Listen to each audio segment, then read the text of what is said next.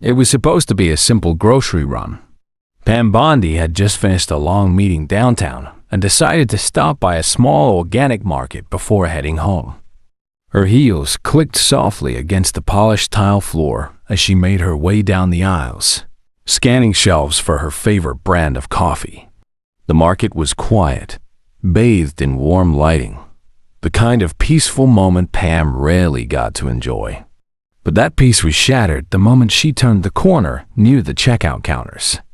A man in his late 40s, dressed in business casual and wearing an air of entitlement thicker than his cologne, was leaning over the counter, his voice sharp and dripping with condescension. "I said double bag it, sweetheart. You people never listened the first time," he barked. The young cashier, barely out of high school by the looks of her, flinched. She gave a nervous nod, her cheeks flushed with embarrassment as she fumbled with the bags. "I'm not paid enough for this," the man continued under his breath, loud enough for everyone around to hear. What do they even teach kids these days? Pam's eyes narrowed. She didn't rush in. She didn't confront him, not yet. Instead, she picked up a few more items she didn't need and casually joined the checkout, line right behind him. She offered him a charming smile. "Rough day?" she asked lightly. The man glanced at her, his ego clearly assuming she was sympathizing. "Don't even get me started. They let anyone work these counters now." "Oh," Pam replied with a soft laugh. "That bad?" He nodded, puffing out his chest, completely unaware of who he was talking to. Pam watched him carefully, noting every arrogant glance he threw at the cashier. She was calculating now, gathering information, letting him dig his own grave. Because what he didn't realize was he just picked the wrong woman to play his little power game with. And oh, she was just getting started. Pam didn't rush her moment. She knew timing was everything.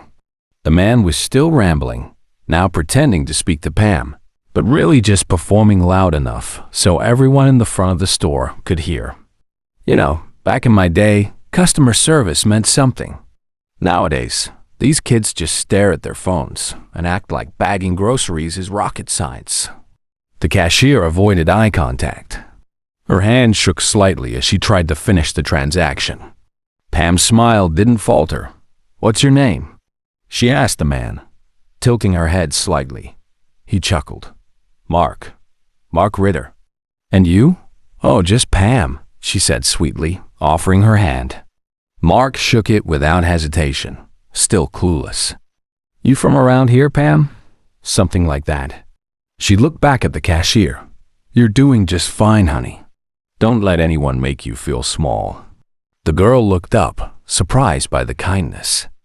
Her eyes met Pam's for a second, and there was an instant flash of recognition. Her mouth opened slightly, but Pam gave the tiniest shake of her head. "Not yet." Mark didn't seem to notice. He was too busy relishing the attention. "See, this is the problem," he went on. "We coddle them. They mess up, and we just pat them on the head. There's no accountability anymore." Pam nodded slowly, her voice still soft. "And what exactly are you accountable for, Mark?" He blinked. "Excuse me?" "You seem to think your role here is to lecture strangers and belittle young women doing their job. I'm curious what that says about your own character." The shift in her tone was almost imperceptible, but it was there, something colder, sharper, and just beneath the surface.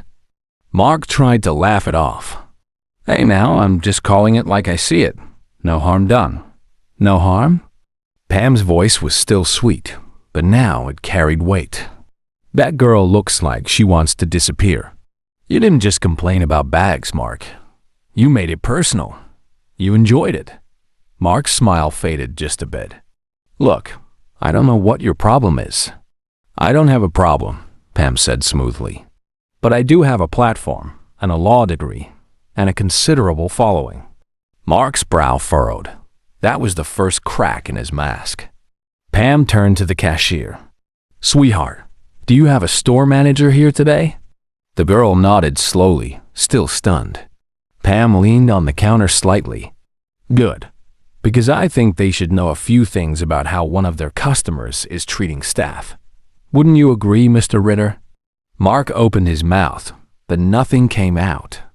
Pam just smiled cool, calm, and absolutely in control. And Mark was only just beginning to realize that this was not going to end the way he thought. The store manager arrived moments later, a man in his late 30s with a radio clipped to his hip and concern etched across his face. He approached cautiously, scanning the scene as if trying to decode the tension hanging in the air. "Hi, I'm Marcus. I heard there was some kind of issue up here." Before Pam could answer, Mark jumped in, his voice louder than necessary. "Yeah, the issue is that your cashier here doesn't know how to bag groceries properly and has a serious attitude problem. I was just trying to help." Pam raised an eyebrow.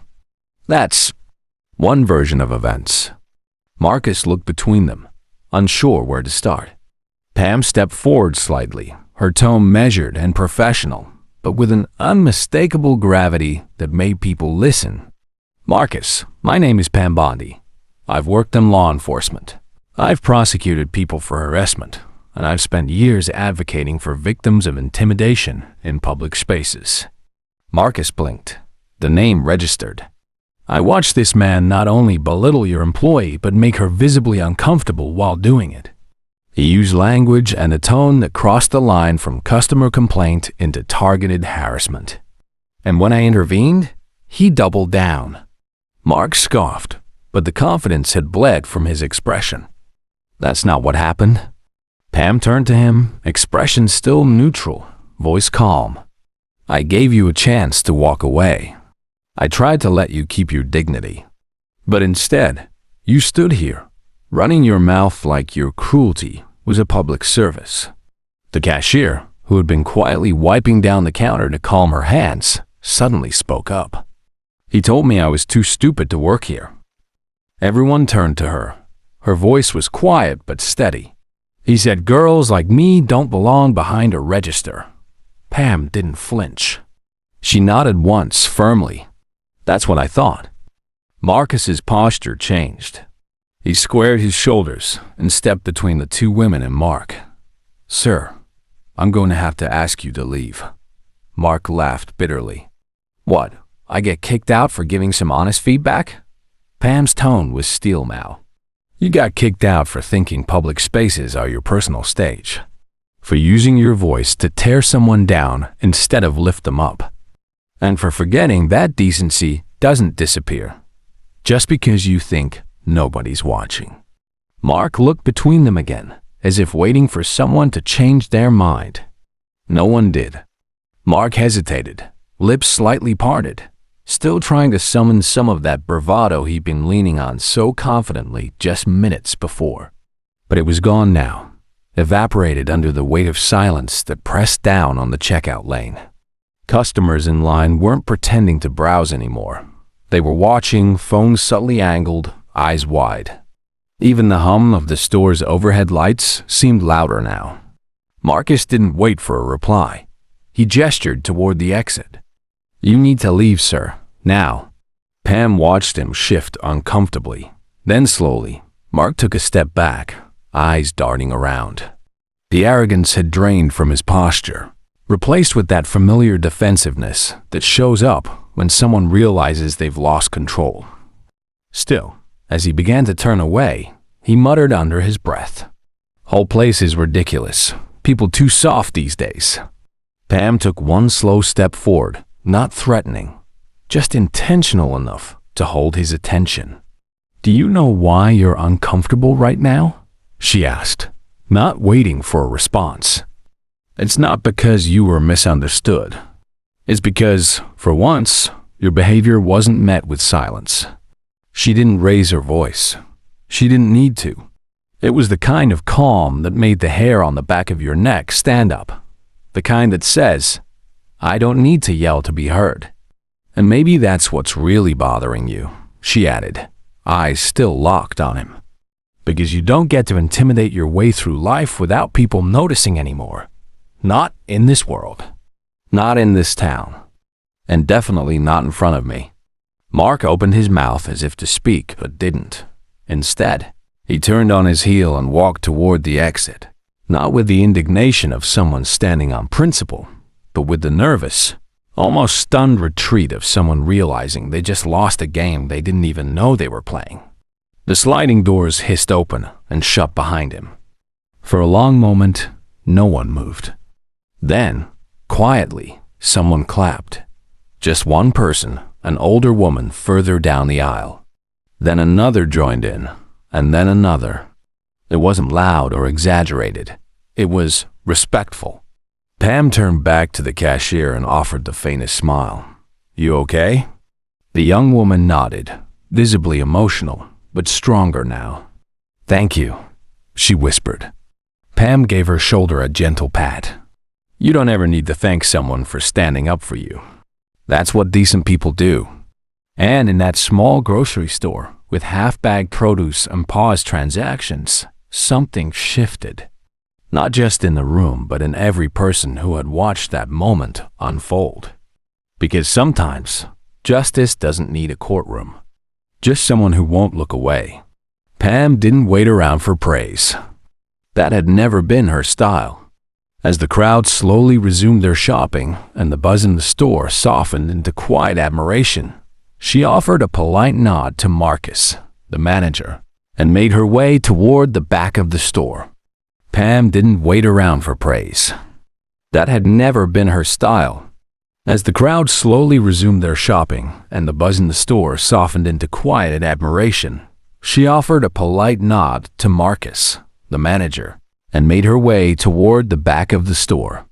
But Mark hadn't left the premises. She spotted him just beyond the glass doors of the parking lot, pacing beside his car, phone clutched tightly to his ear, his voice raised in frustration. "No, I'm telling you, it was some woman, no, not store staff. She just inserted herself into it. No, I don't know her name." But she made a scene. Pam stood just inside, arms crossed. She wasn't eavesdropping. He was practically shouting. His words weren't coated in embarrassment. They were laced with anger. Not the kind that comes from being wronged, but the kind that's used to mask humiliation. She recognized it all too well. He wasn't remorseful. He was dangerous. And he hadn't learned a thing. She stepped back to Marcus. "Can I speak to you for a moment?" "Somewhere quiet?" They ducked into the small customer service office behind the registers. It was cramped and smelled faintly of toner and instant coffee, but it was private. "I need to ask you something," she began, calm but firm. "Have there been other complaints about him?" Marcus didn't answer immediately. He looked down, then sighed. "To be honest, yes, a few. But people are afraid to speak up. Most just avoid him when they see him coming. Staff included." Pam nodded. "I need you to start documenting everything. Every incident, every name, every shift. And I'm going to give you a contact at the state attorney's office." Marcus blinked. "You think this could go somewhere illegal?" "I know it can," she said. "Because here's the truth, Marcus. Guys like him, they don't just talk. They escalate. And unless someone puts a wall in their path, they'll keep testing how far they can go." For a moment, Marcus looked stunned. Not because he didn't believe her, but because no one had ever spelled it out so plainly. And no one had ever stepped in quite like this. Pam opened her bag and pulled out a small notepad. She jotted down a number, tore off the sheet, and handed it to him. "He'll be back," she added. "People like him always come back. Next time, make sure you're ready." Marcus swallowed hard, then nodded. "Thank you, Miss Pam," she smiled. Just Pam. With that, she walked toward the exit, not because she was finished, but because she knew her work was just beginning. The next day, Pam returned to the same grocery store, not for groceries, but to follow through. She didn't believe in half measures. If someone like Mark had been allowed to operate in the shadows this long, then one public scolding wouldn't change the pattern. She knew predators didn't vanish. They just went quiet until they felt safe again. As she walked through the aisles, She noticed the cashier from the day before Sophie restocking shelves, trying to keep her head down. Her face was calm, but there was a tension in her shoulders that hadn't been there before. That moment with Mark hadn't left her untouched. Pam approached gently. "Hey," she said softly. "You doing okay?" Sophie turned and forced a smile, but her voice wavered. "I'm fine. Just tired." Pam gave a knowing nod. Tired because of yesterday, or because of everything that came before it? Sophie looked away. And that was all the answer Pam needed. "Listen," Pam said, her voice quiet but steady. "You don't have to say anything. But if there's a pattern, if he's done this before, to you or anyone else, I need you to know something. It doesn't have to stay invisible." Sophie hesitated. Then, as if a dam had cracked, her words spilled out. "He comes in 3 or 4 times a week. Always finds some reason to be in my lane. Always too friendly. If I ignore him, he gets angry. If I'm polite, he pushes more. Yesterday was just the first time anyone else saw it happen." Pam listened without interrupting. She let the silence linger when Sophie stopped talking, giving her space to breathe. "Thank you," Sophie said finally, "for yesterday. For not walking away." "You don't need to thank me," Pam replied. "You deserve to be safe, to feel safe." A familiar voice echoed from the front of the store. Loud.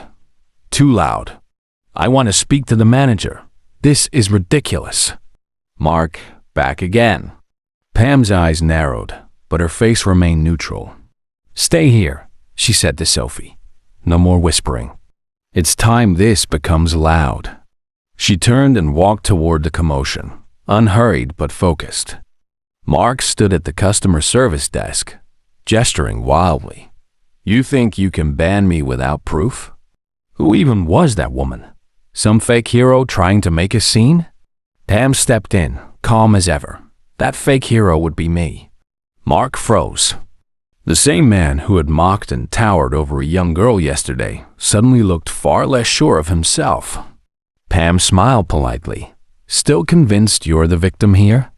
Mark opened his mouth, ready to unleash another round of bluster, but nothing came out. The presence of Pam, unshaken and sharp-eyed, seemed to vacuum the arrogance right out of him. For a brief moment, he glanced around the store, looking for all eyes, for sympathy. But what he found were quiet stares, wary expressions, and more than a few phones discreetly pointed in his direction. The tide had shifted, and he knew it. Pam took a step closer, not threatening, just undeniably present. "You see, Mark, yesterday I gave you a choice. Walk away, reflect, maybe even apologize. But instead, here you are, yelling at minimum wage employees like the world owes you something." Mark tried to scoff, but his voice cracked. "You don't know me." "No," Pam said, "but your behavior speaks volumes. And unfortunately for you, this store has security cameras. Yesterday's footage? I already requested a copy. You know who else has it now? My team and the local DA." Now Mark's face paled. "You can't be serious." "Oh, I am," Pam replied coolly. "And you're not just dealing with a woman defending a cashier anymore. You're dealing with someone who's legally obligated to hold men like you accountable." The store manager, who had been quietly standing nearby, finally stepped forward. "We've reviewed the footage, and multiple staff members have filed formal complaints. You're officially banned from all locations of this store, effective immediately." Mark laughed nervously, trying to salvage some semblance of control. "You're all overreacting. You can't ban someone just for talking." "This wasn't talking," Pam said, her voice like a quiet blade. "It was intimidation, repeated, targeted, and very well documented." Mark's face twisted into a grimace, part rage, part fear. "I'll sue." "You'll see." Pam raised an eyebrow. "Please do." "I'd love to meet you in court, Mark, under oath." There was no yelling now, no laughter, just the sound of Mark's own breath, quick and uneven, and the quiet murmurs of shoppers who had stopped pretending not to watch. Mark turned to leave, but Pam's voice stopped him one last time. "Before you go," she said, "do yourself a favor. Ask yourself why someone like me would get involved in a situation like this. It's not because I needed to prove anything. It's because every single time men like you go unchecked, it sends a message that your behavior is acceptable." She stepped closer, her eyes locked onto his. "And I'm here to rewrite that message." Mark didn't say a word. He just walked out, shoulders hunched, eyes low, the bluster finally broken. But the story wasn't over yet. Because what Pam had just done wasn't the end. It was only the beginning of what she was about to expose next. 2 days later, the local news ran a segment titled, "Former Prosecutor Confronts Harassment in Grocery Store," and it was all caught on camera. The story had gone viral. Clips of Pam standing up for the cashier flooded social media, praised by people from all walks of life. Hashtags like #PamProtects and #Justice in Aisle 3 were trending nationwide. But for Pam, it wasn't about going viral. She didn't do it for applause. She did it because silence has never solved injustice. After the incident, she made a quiet visit to the store. Not to gloat, no cameras, no press. Just Pam, a soft smile, and a small gift bag for the cashier, Rachel. Inside was a handwritten note, a prepaid legal services card, and a simple bracelet that read, "You are not invisible."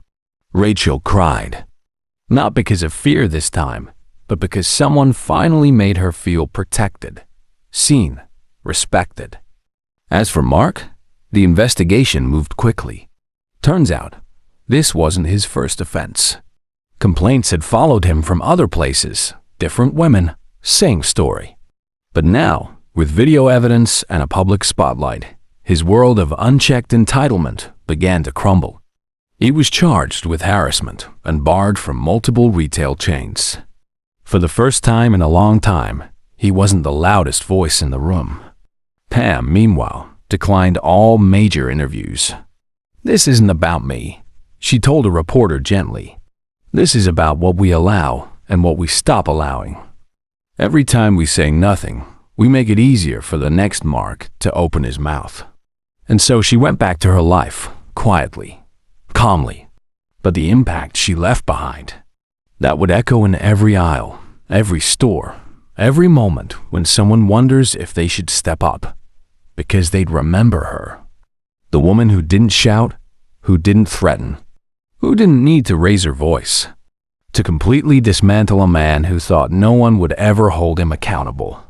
Pam Bondi didn't just defend someone that day. She reminded the world what real power looks like. And real power, it speaks softly, but hits like justice